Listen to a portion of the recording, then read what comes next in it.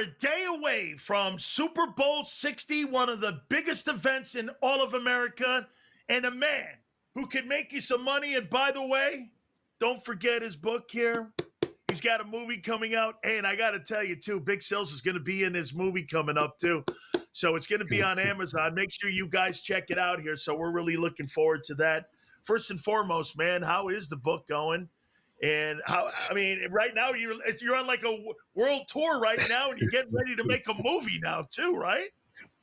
Yeah, we're working on a movie. A couple different production companies have approached us. Book's doing great. Sales are doing amazing. We start the book tour back up as soon as the weather breaks in Philly. It's freezing out here. There's still snow out here. We got bombarded. And then we're going to start our college tour again. We've spoken at a couple colleges, so we're going to go all around the country lecturing at colleges all about the book. And I'm so blessed, man. I'm blessed to be on the show with you today, dude. Let's talk about Philly first before we get into the Super Bowl here. So the news coming out, Jeff Stoutland ends up walking away because, they gave the OC job to a 33-year-old offensive coordinator and Sean Mannion. And you're like, I said it last week to you, he's only been a coach for 25 months. And all of a sudden, then now one of the most experienced and one of the greatest coaches in the history of the National Football League in the offensive line, he bails and he walks because he was demoted. That's being reported by the Philadelphia Inquirer that he was demoted in the run game. What was your takeaway when Jeff Stoutland ended up walking away?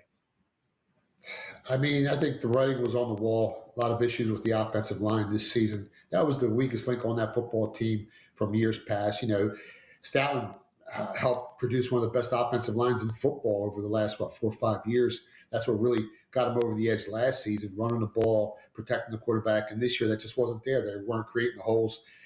And moving forward, if Landon Dickerson retires or Lane Johnson, they're going to have even bigger issues. I don't think they will because those guys are making so much money. It's hard to turn away from all that kind of money, turn down that kind of money. But you never know. With Stoutland gone, they might decide to call it quits. And then the Eagles are in serious trouble next season. Are they still one of the betting favorites for the 2027 season? This year, I would say the 27 Super Bowl, the 26 regular season. Are they still one of the betting favorites to win the Super Bowl next year? Yeah, you get them at like 13-1. I think they got the fourth best odds. I think it's Seattle, Rams, Buffalo, then Philly. So the nucleus of that team is still strong offensively. And they got so many weapons. If A.J. Brown sticks around, just probably most weapons in the NFL. And they got to really secure that offensive line. If they do that, they could have another shot. The NFC East is definitely going to get better with Harbaugh, with the Giants. Commanders might bounce back. They were devastated with injuries last year. And the Cowboys, they're like a box of chocolates. You don't know what you're going to get from them from year to year. But they still got a lot of weapons on offense as well. So the NFC East is definitely getting tougher. And the Eagles got to get their, step their game up. How about this? Adam Schefter and also Diana Rossini, two really respected people that cover the National Football League. If you go outside of Philadelphia and you go with the national thought process on A.J. Brown, there's a lot of people thinking that A.J. Brown is not going to be on that football team. I know that you have a lot of friends that know A.J. Brown. Where do you think he is right now? Where do you think his mindset is now? You made a lot of changes in the offense. You bring this young coordinator in. It looks like they want to try to spread the football around a little bit more. But to you, do you believe that A.J. Brown will be on that football team in 2026? I hope he is, because there's only one A.J. Brown in the world. You're not going to find another wide receiver like him.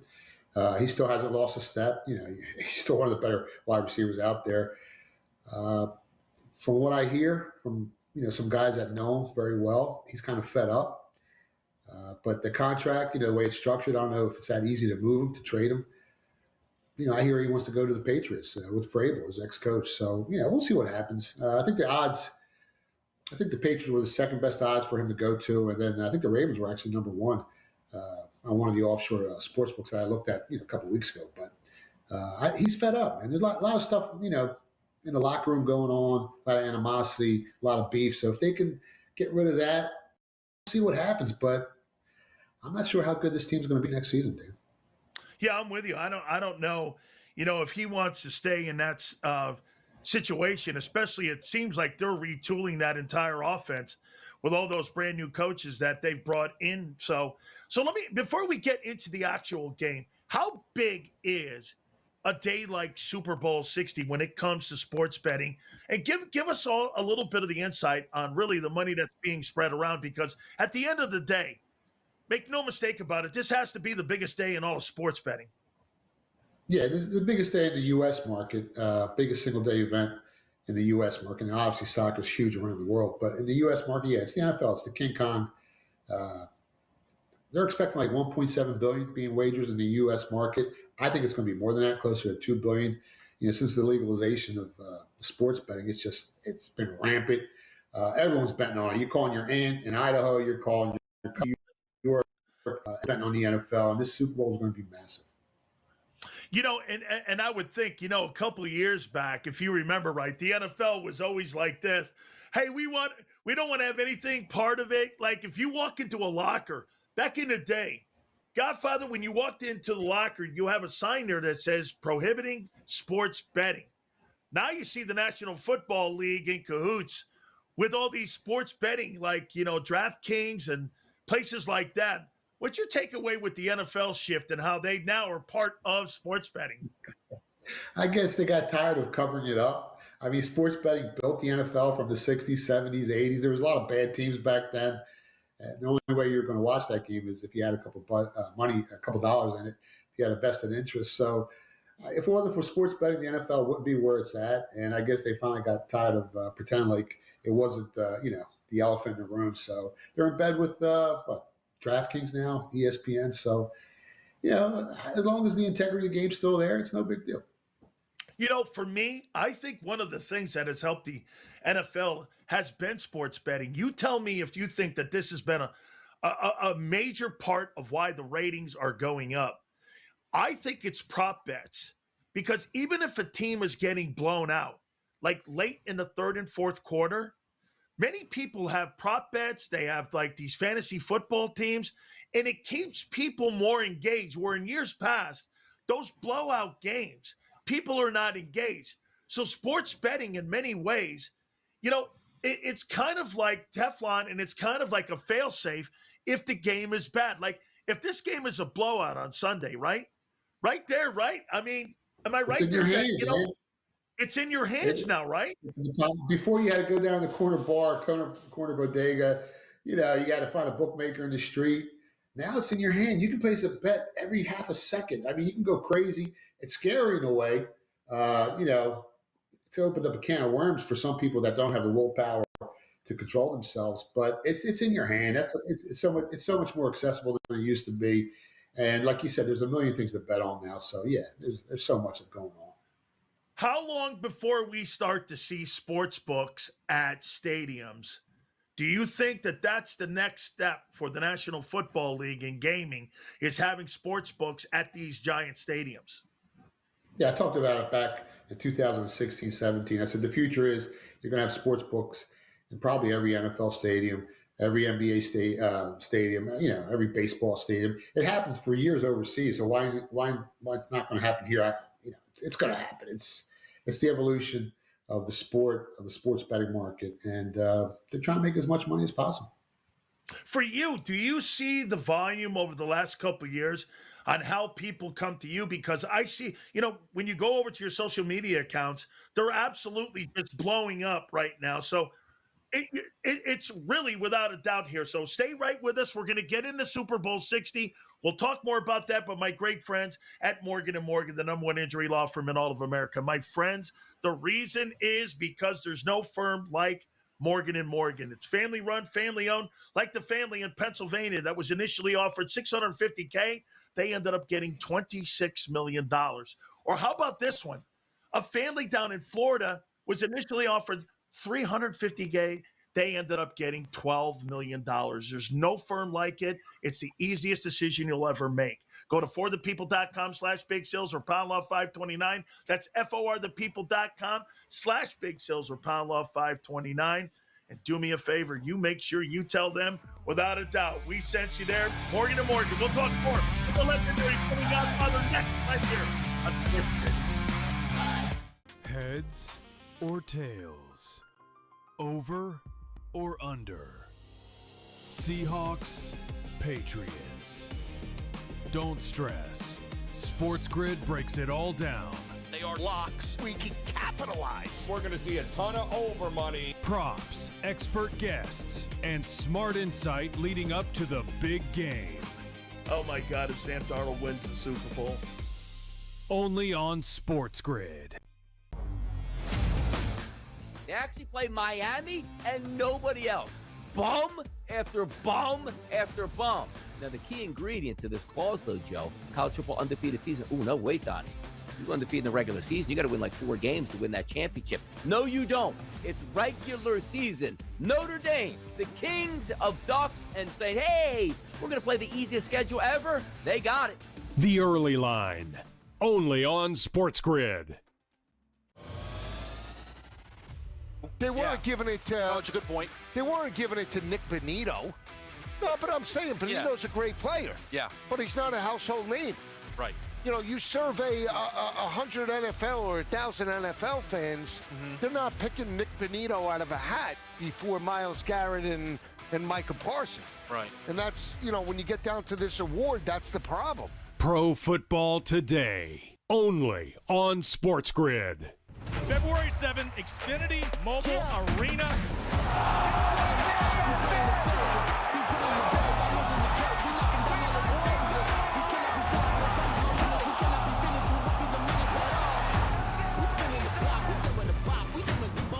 This is the most entertaining fighting in fighting, man. Fight fans of Philly! Knucklemania 6 in Philly.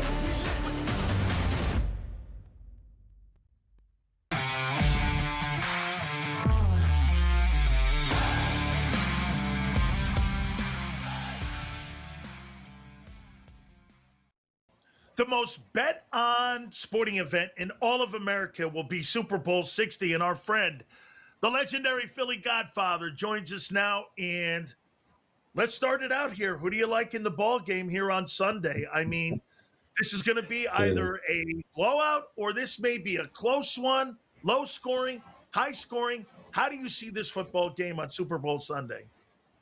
The look-ahead line was 3.5, and when they reopened it at 4.5 after Seattle beat the Rams and covered the Vegas number, and you saw it go up to as high as 5.5, bounce back down to 4.5. Now it's starting to creep back up to 5 at some shops. I've been watching the screen.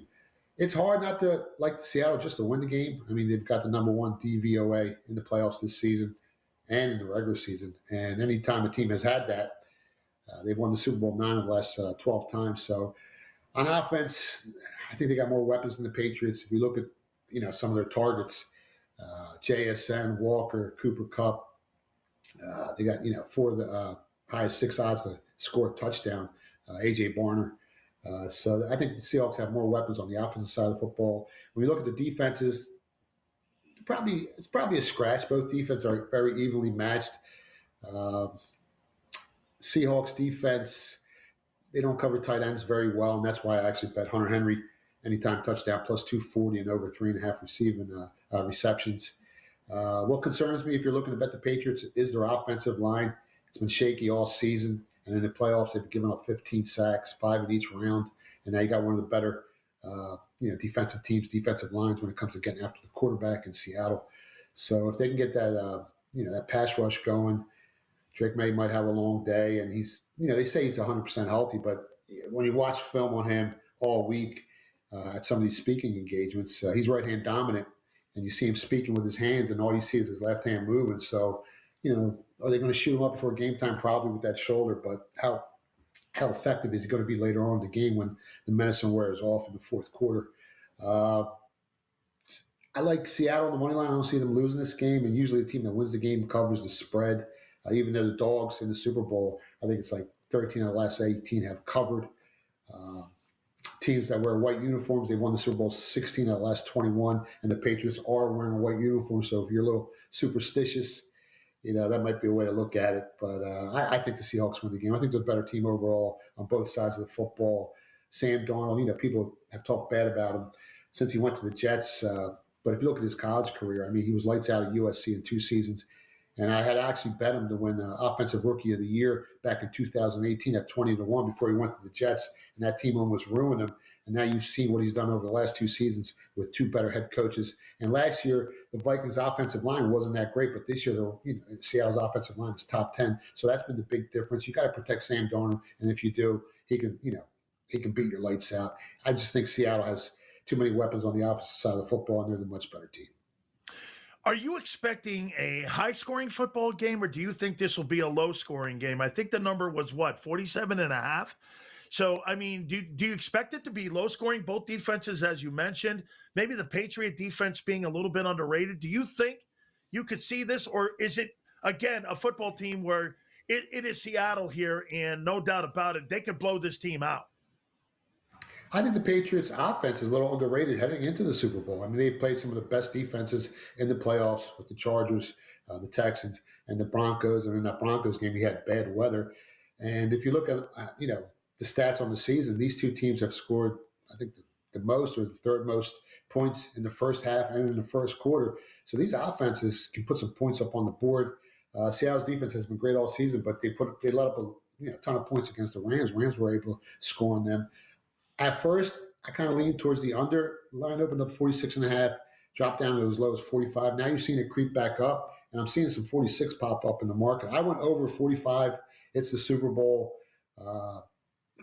I think they're going to put up some points in the first half and in the second half. People are saying they might come out a little conservative, try to chew the clock, run the football, but I think it's going to be the complete opposite. I like the over 45 here.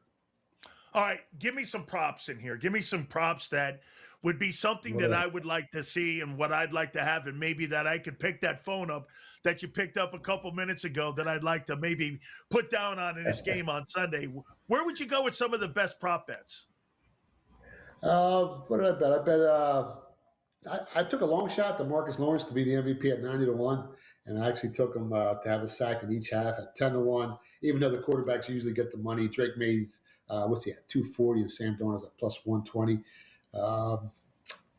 What else? I bet Keyshawn Boutte and Stephon Diggs each to score a touchdown. Diggs at plus 250, Boutte at plus 330. For the Patriots in the postseason, 11 different players have combined for like 73 offensive targets, and Boutte and Diggs, I think they got like 32 of them, and I think they've caught 2 of the 4 touchdowns that Drake May has thrown for in the playoffs. So you're getting plus money on both those guys. If one of those guys scored a touchdown, you're making some money there. What else did I bet?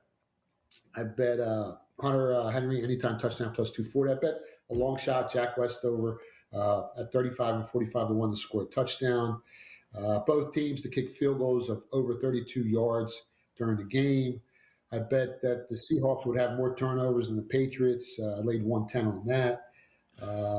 Walker anytime touchdown at minus 190. I know you're paying a heavy vig there, but he's got 4 rushing touchdowns in the playoffs, and he's got the 3rd most targets, the receiving targets on that Seattle team. So he's a double threat. And, you're laying 190, but I think, there might be some tomfoolery with some guys and some trick plays, but they're going to go to their bread and butter. It's the Super Bowl. They don't want to take any chances. There's some of the prop bets I bet so far. Well, I got another prop bet here now. Bad Bunny in a pink dress or in a pink suit? What would we go here with a prop on Bad Bunny at halftime here? Because, everyone's going to be watching this thing for whatever reason here. Any props on Bad Bunny on Super Bowl Sunday? The only time I bet props like that is if we get information. And we used to have guys out there that used to, time the national anthem and get the average. But they did away with that. If you want to bet something, bet the Gatorade, yellow, lime, or orange at plus 275. I got some information on that, so you might be able to make some money on that. Bet the yellow and the Gatorade plus 275. I bet the yellow. That's the first time I've ever heard anybody say bet the yellow, especially in snow. Godfather, thank you so much, man. I appreciate you very much. That's it. Keep punching away. That's our friend. Make sure you check him out on his social media platforms and on his X account. We will talk about the coaching and the great coaching matchups that are going to be in this football game. I'm telling you, you couldn't have 2 better coached football teams heading into Super Bowl 60. And I don't think there's any coincidence of that. We will do that next. Right here on Heads or tails? Over or under? Seahawks, Patriots. Don't stress. SportsGrid breaks it all down. They are locks. We can capitalize. We're going to see a ton of over money. Props, expert guests, and smart insight leading up to the big game. Oh my God, if Sam Darnold wins the Super Bowl. Only on SportsGrid. They actually play Miami and nobody else. Bum after bum after bum. Now, the key ingredient to this clause, though, Joe, college football undefeated season. Ooh, no, wait, Donnie. You go undefeated in the regular season, you got to win like 4 games to win that championship. No, you don't. It's regular season. Notre Dame, the kings of duck, and saying, hey, we're going to play the easiest schedule ever. They got it. The Early Line. Only on SportsGrid. They weren't giving it to. Oh, it's a good point. They weren't giving it to Nick Benito. No, but I'm saying Benito's a great player. Yeah. But he's not a household name. Right. You know, you survey 100 NFL or 1,000 NFL fans, they're not picking Nick Benito out of a hat before Myles Garrett and Micah Parsons. Right. And that's, you know, when you get down to this award, that's the problem. Pro Football Today. Only on SportsGrid. February 7th, Xfinity Mobile Arena.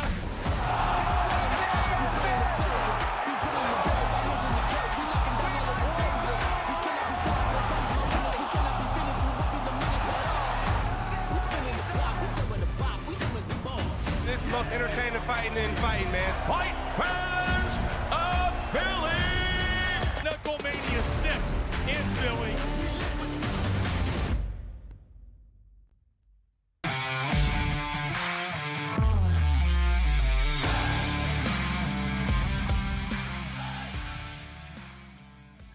You know, don't ever have people tell you, folks, that coaching doesn't matter, especially at the National Football League level.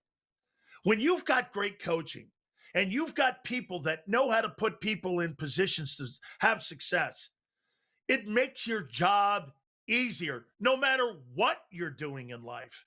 You know, I'll give you a for instance. When I was at the University of Miami with Jimmy Johnson, we did things every single day at game tempo, and we did every single thing that was going to lead to a championship. We never practiced things that we wouldn't implement in football games.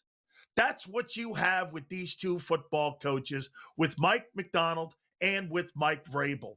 These two guys, look, as we've been saying today, they have embodied their football team's mentality, and they have basically taken those coaches and how they've approached winning football games, and they have gone out on the football fields, and they have gone out and they have implemented the things that they have been taught because of great coaching.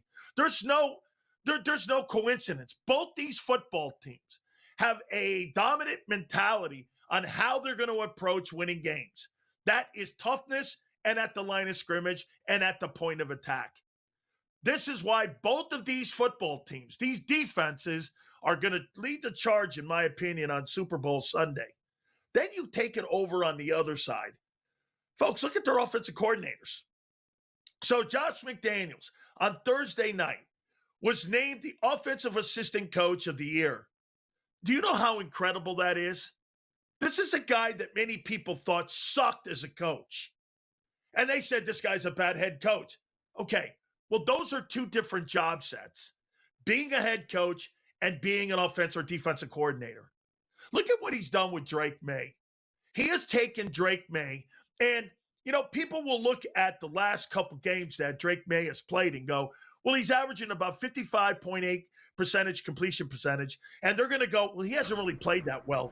Well, take a look at the two defenses that he has played against, the Denver Broncos and the Houston Texans. You can make the argument that those were the two best defensive football teams. And yet what? Drake May and the New England Patriots figured a way out. Why? Because of the way that Josh McDaniels, the offensive coordinator of the Patriots, has put this offense in a position to win. That is coaching. Like, look, the weather up in Denver, obviously at the AFC Championship game, played a factor. There's no doubt. But great coaching overcomes obstacles. And that's what you have on both sides. Go over to Seattle now. Look at the job that Clint Kubiak has done and Mike McDonald.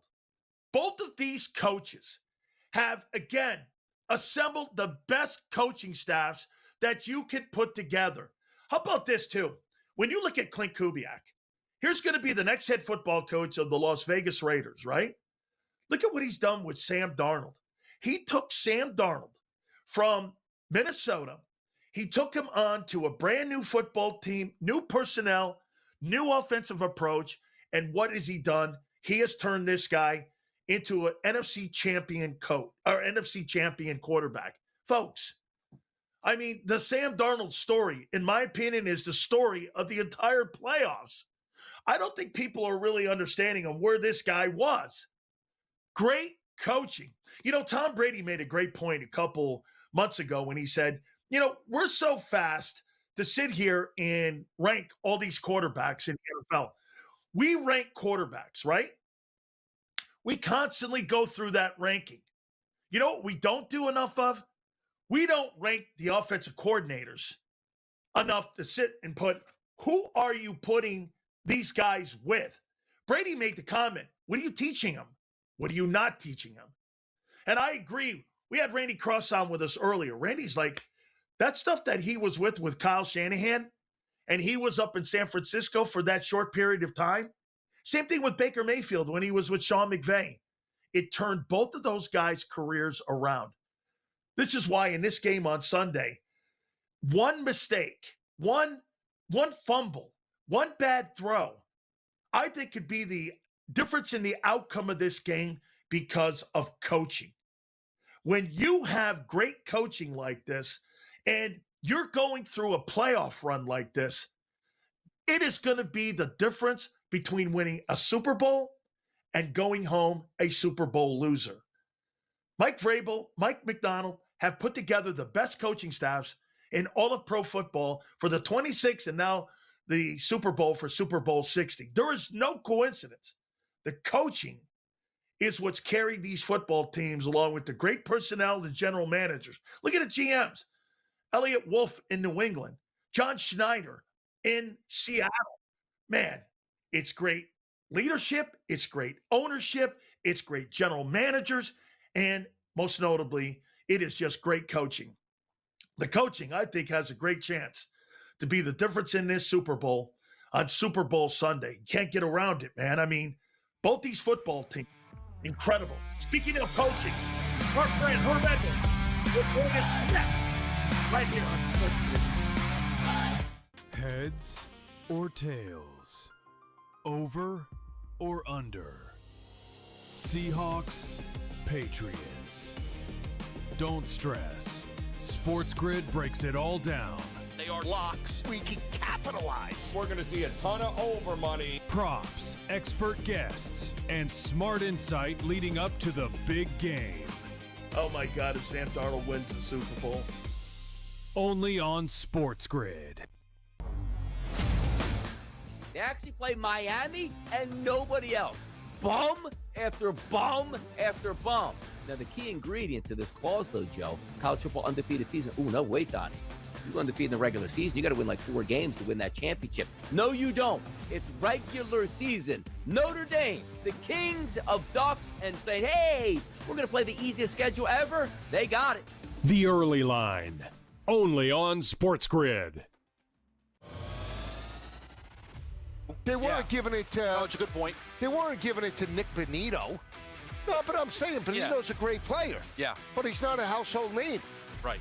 You know, you survey 100 NFL or 1,000 NFL fans, they're not picking Nick Bonito out of a hat before Myles Garrett and Micah Parsons. Right. And that's, you know, when you get down to this award, that's the problem. Pro Football Today. Only on Sports Grid. February 7th, Xfinity Mobile Arena.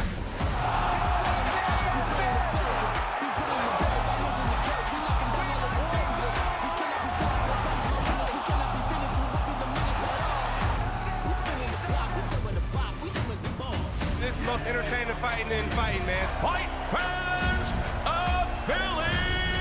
Knucklemania 6 in Philly.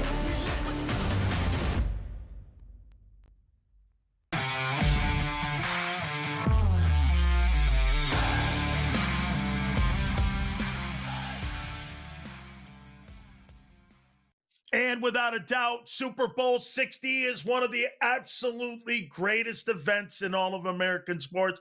This is where everybody gets an opportunity, to watch truly two great football teams that have been well coached, as we just mentioned, and also the opportunity to really watch some great storylines. We mentioned the ownership. We also mentioned the quarterback play. This thing has been dissected all week long.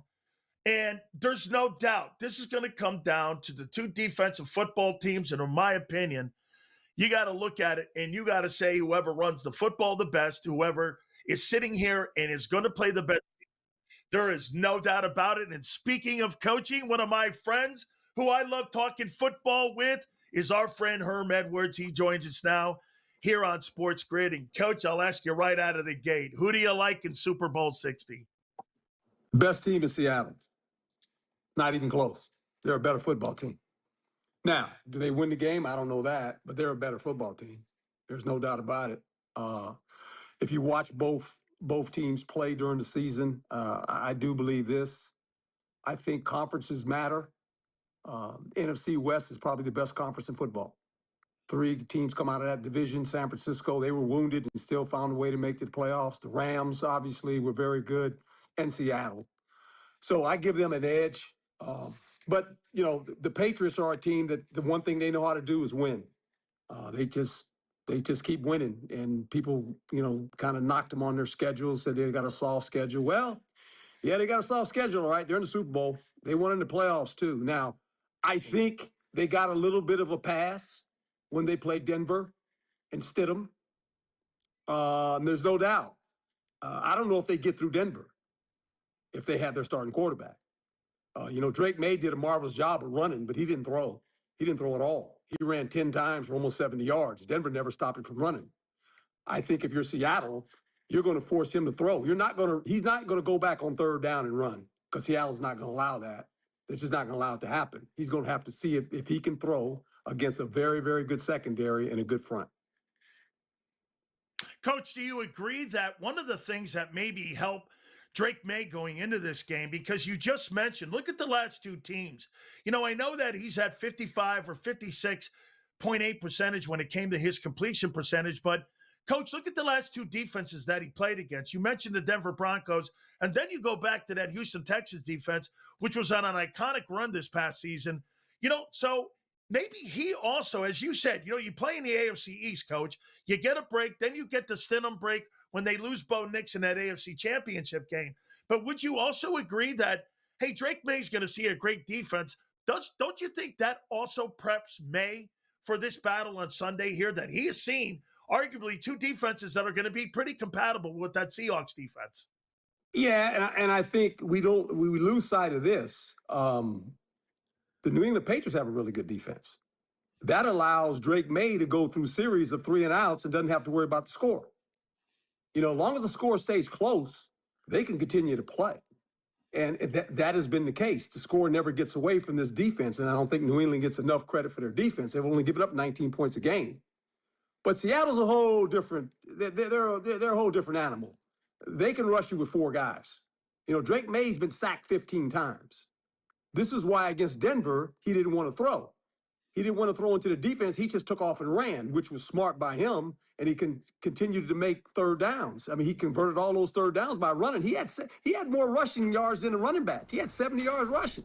He carried the ball 10 times for 70 yards. He ran more than he threw. He only had 65 yards passing. So you got to give the New England Patriots defense a lot of credit for them keeping the score down. Coach, do you agree for the Patriots to win this ball game? I mean, they're going to have to win time of possession and field position. If they can't get that run game going, that's going to be kind of the crux of this football game, I think, is because, again, people have been talking down a little bit on the offensive line. As you said, their defense is maybe one of the more underrated parts of that football team. But this is going to come down to the offensive line play of New England. If they can make this game and keep this game close and possibly win this game, they got to run the ball well. I agree, and you can't expose the left tackle, Will Campbell, because they're going to go at him. There's no doubt about that. And I think we can't lose sight of this, and you know this, special teams. They have a marvelous return guy in Marcus Jones. a punt returner. There are going to be a lot of punts in this game because I think both these defenses are going to play really good. And so you're going to punt the ball more than you like. And Marcus Jones is a big factor.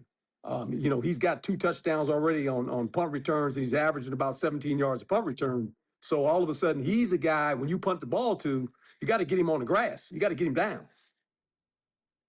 Coach, how has the Super Bowl changed since you were in it against the Raiders to where it is right now? I mean, how has it changed? Just the magnitude of the game, and you know this this is a game now that even if you don't like football, you watch the Super Bowl, right? Parties and everything else that happens around Super Bowls anymore. It's become the most prestigious game probably to watch in sports when you think about how it just carries all over the world. It's the Super Bowl. And it's got a great name, Super Bowl, right? So that helps as well. And you're talking about I played in Super Bowl 15, and now it's Super Bowl 60. You can just the breadth of it all, of what takes place. And I think, if you're a player, today is the longest day in your life, Saturday before the game, because there's really nothing to do except wait for the game. And then it's a kickoff like in the West Coast at 3:00. So you're waiting around all day. You're tired of waiting. You don't want to watch television anymore. You don't want to watch what people are talking about because all these talking heads are talking on television and the radio, like your show and everybody else's show, and everybody's giving their opinions about what's going on. The players are tired. They just want to go get in the locker room, get dressed, and walk out into the stadium and go, okay, let's play this game. Absolutely. And by the way, for those watching right now, Coach was 15 years old when he was in Super Bowl 15. Super Bowl 15. Think about that. Super Bowl 15. Man. Wow. In New Orleans. Right? In New Orleans, right? Yeah. In New Orleans against the Raiders. Yeah. New Orleans. Sure was. Absolutely. Coach, I appreciate you very much. Thank you so much. It should be a great one. You got Seattle in this game, though, right? I like Seattle. And not saying New England can't win. All the New England fans will be mad at me. I'm just saying I think Seattle's the better team. I'm kind of pulling for Sam Darnold. I like his story. Absolutely, so Coach. You bet. Thank you, Coach. I appreciate you doing this. Thank you. Tell Mike Haynes I said hello. You bet I will. That's a great tease going into the next one there, man. Absolutely. Coach Herm Edwards there with us here, and he's right. He was in Super Bowl 15, and now we're here at Super Bowl 60. So let's see how many rings we have had here on the program today. Is it like 16? 16 rings that we have had? I mean, yes. And we're going to talk to truly one of the greatest players in the history of the sport here in a minute, as you heard Herm Edwards talking and saying that Mike Haynes is truly one of the greatest players that's ever played. He's a gold jacket guy. We will talk with him. His thoughts on this Super Bowl 60. I'm going to tell you one more time. Everybody is now sitting there saying, okay, this is Seattle's game to win. I happen to agree. I am looking probably at a score of around 28-21. And I think Seattle is the team to beat. Now, I'm with Coach Edwards.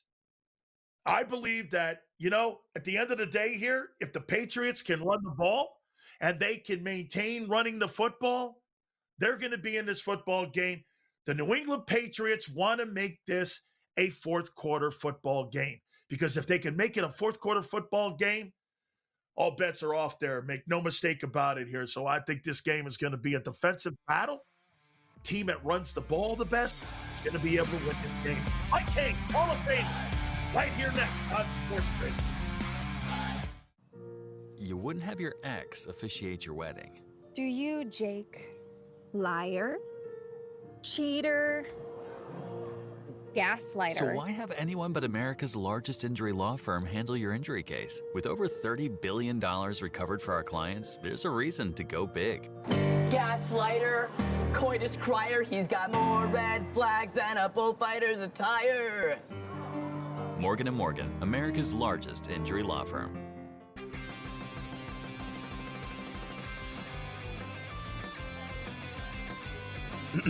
Class is in session. Today, let's talk about the teaser. A teaser is a multi-leg bet where you shift the point spread in your favor. You get better numbers, but every selection has to win. It doesn't matter what you bet if you don't have the insights. Tune into Sports Grid and get ahead of the class. Heads or tails? Over or under? Seahawks, Patriots. Don't stress. Sports Grid breaks it all down. They are locks. We can capitalize. We're going to see a ton of over money. Props, expert guests, and smart insight leading up to the big game. Oh my God, if Sam Darnold wins the Super Bowl. Only on Sports Grid. How could you tell the story of baseball without Clemens, Rose, and Bonds? You don't have a Hall of Fame if you don't have those three dudes. Sills, you know what, man? These guys took steroids. There wasn't a steroid test and a PED test in Major League Baseball at the time. Do you understand this? Outspoken with Dan Sileo. Only on Sports Grid. They're just unblemished everywhere. They dominate you defensively and they have offensive balance. They force turnovers and control the glass. Let's put it to you like this. UConn isn't just undefeated. They're a tyrant over the women's basketball landscape. March won't expose them much as they will confirm their invincibility. College basketball today. Only on Sports Grid.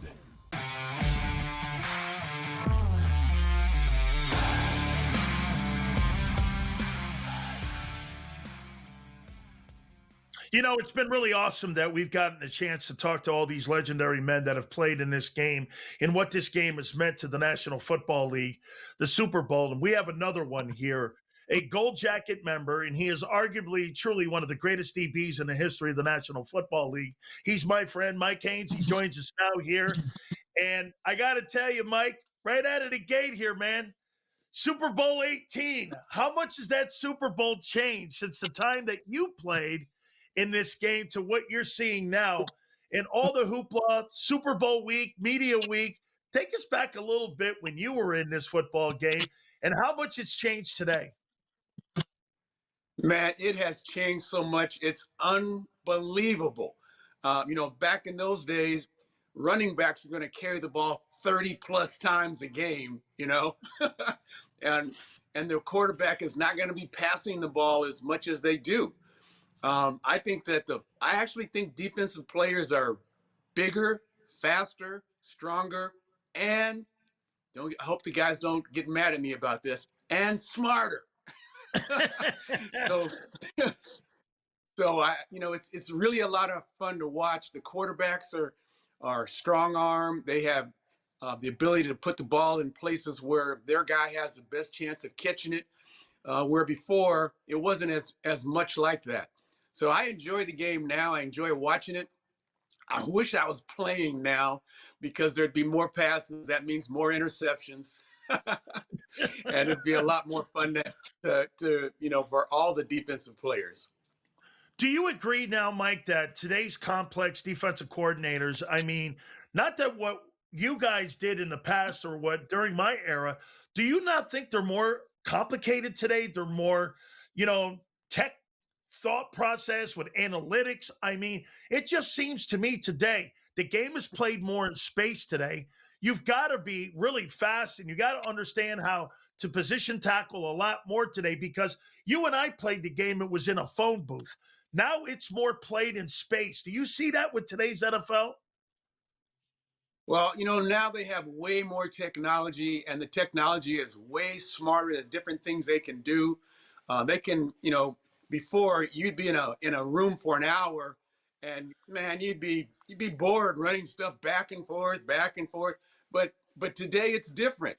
And they can look at more than one player, they can look at more than one part of the field instead of just being full field. And then just the line play, they can see a lot more.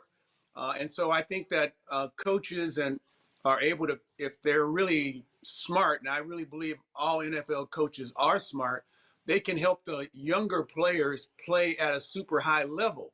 Where before, they'd pick on the rookies because they're not learning a lot. But today they have an opportunity to see a lot more from all the great players in the league, and they don't have to worry about studying. I mean, before you'd had to go into the facility to study, or you had to bring film home to study. But now you just turn your computer on. You can study like crazy. So you can single out what you want to know and get the answers. Mike, I want to ask you about your Hall of Fame. I mean, it's the greatest honor. You're the 1% of the 1%ers that make it to the Pro Football Hall of Fame. Over the years, Mike, I've talked to you about this numerous times, but as you're getting older, is that honor becoming even more of a tremendous honor to you each and every single year as it grows in its stature? Because being a Pro Football Hall of Famer, there's only 300 plus guys that are in that legendary place. Actually, I have an uncle in there, Andy Robustelli, who's in that Hall of Fame. And I'm curious for you, does it get bigger and bigger for you each and every single year? For me, yes, but in terms of using my knowledge and helping to spread the news about how to play cornerback or anything like that, it's reduced. I'm 72 years old now, and I think people think, oh, he's 72. How can he help? But I can help a ton. I really can. But I don't have someone out there representing me like an agent or an attorney looking for things for me to do. And so there's so many good players, Hall of Fame players out there that do have that guys like me who don't have that kind of representation, you don't hear much from me anymore. Mike, so you missed the game then. I mean, obviously the game meant so much to you, but so you missed the game now. It's just, as we always say, the toughest divorce in the history of any football player's life is when they leave the game, and you want to give back more to the game. Is that where we're going here? Yeah, that's exactly right. And I think that's where we need to be going. I have to ask you, I'd be remiss if I didn't ask you about the process of the Hall of Fame with Belichick and with Robert Kraft not getting in. I know that you were a Patriot at one time before you played with the Raiders. Just your takeaways on how that process went down this week. I cannot understand how that happened. That doesn't make sense to me. I really wish I could talk to the guys who are voting and they could explain it to me. They have so many victories, and that's the goal, right? Isn't the goal to win? And they're doing that, and they're bringing great players to their teams. They're filling up their stadium every single home game because everyone knows it's going to be exciting. It's not going to be a blowout. It's going to be a close game. They've got great players on both sides of the ball. They've got great special teams. They've got great history. So it's amazing to me that they're not in. Their contribution to the league, their contribution to the players, because, the players want to make money. They can make money, but be a good player and get hired by the Patriots. 30 seconds, Mike. Do you believe that the process needs to change? Yes, I do believe it needs to change. And I don't know exactly how they got to the point where they could not vote for those two guys.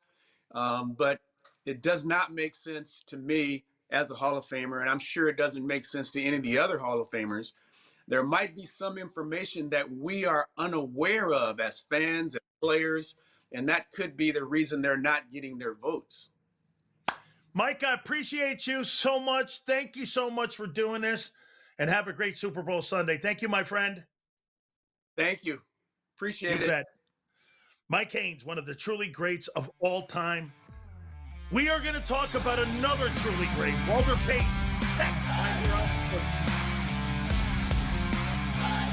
Heads or tails?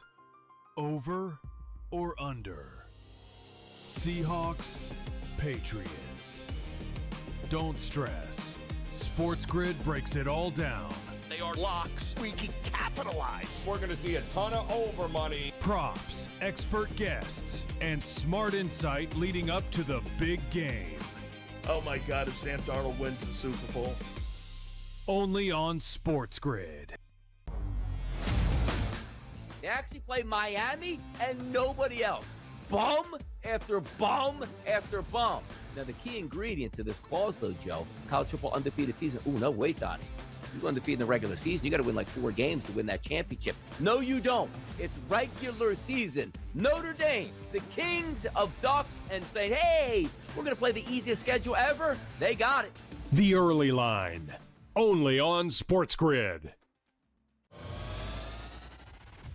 They weren't giving it to... Oh, it's a good point. They weren't giving it to Nick Bonito. No, but I'm saying Bonito's a great player. Yeah. But he's not a household name. Right. You know, you survey 100 NFL or 1,000 NFL fans, they're not picking Nick Bonito out of a hat before Myles Garrett and Micah Parsons. Right. And that's, you know, when you get down to this award, that's the problem. Pro Football Today. Only on SportsGrid. February 7th, Xfinity Mobile Arena.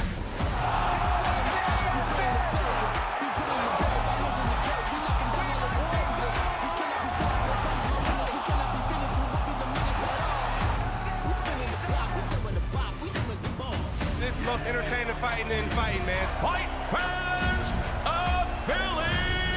Knucklemania 6 in Philly.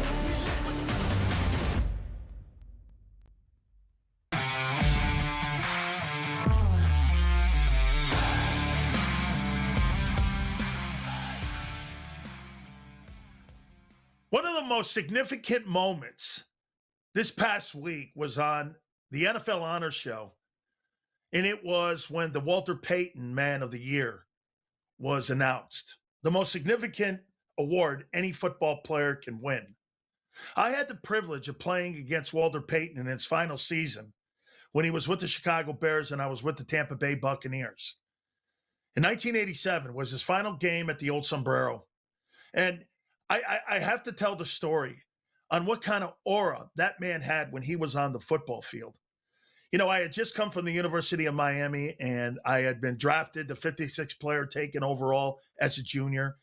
I was so thrilled to death of being in an NFL football team, and there I was, my first game against the iconic Chicago Bear teams with Jim McMahon, with all those great players, Fridge Perry, Dan Hampton, Steve McMichael.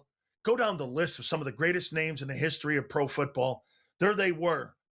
Here was a kid from Connecticut, and all of a sudden I'm standing there. Jets are flying over from MacDill, and it was my first game. I had my helmet under my arm, and I really did bark out, what the you-know-what am I doing here?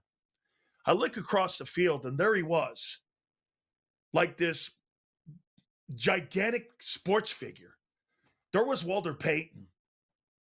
I can't tell you the presence the guy had on the field.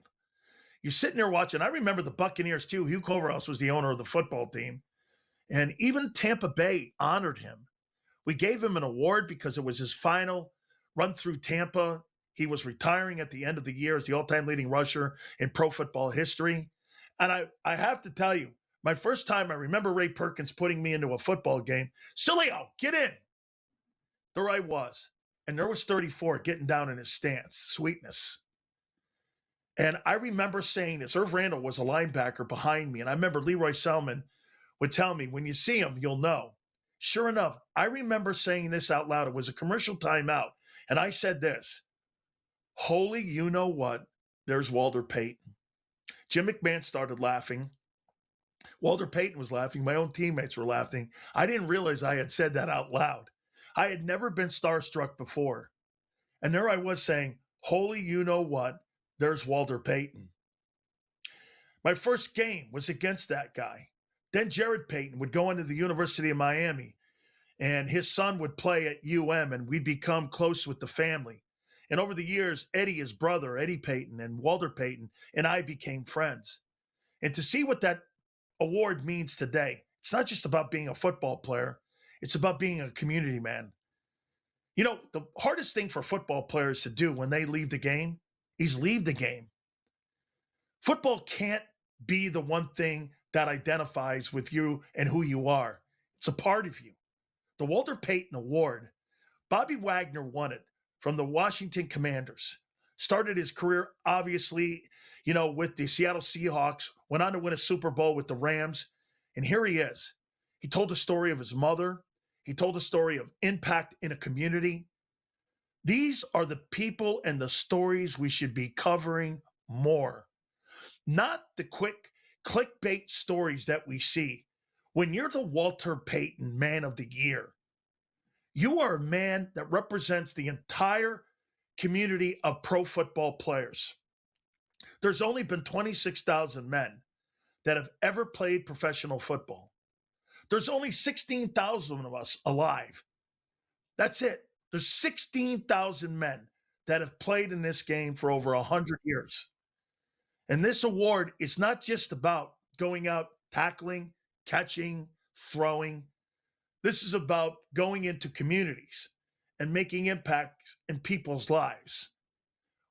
Our league needs to do a better job. Our NFL Players Association needs to tell these stories more. The Ward Duns of the world who go out and build homes for single-parent mothers that were raising kids that would go on and have to do and raise their family with nobody else in the house. This is what the Walter Payton Man of the Year means to me. It's the most prestigious award that we give out.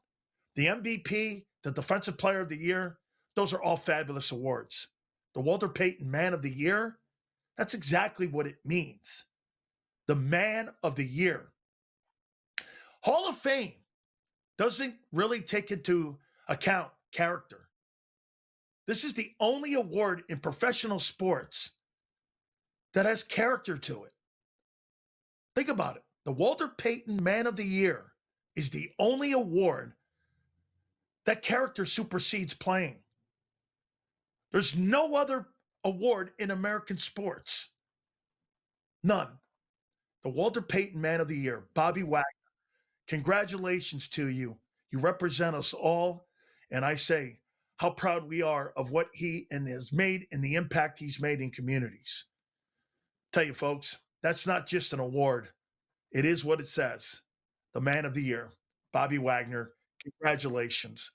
We got a big one coming tomorrow. Super Bowl 60. I cannot wait. That's finished. We'll see you tomorrow. Good right here on Heads.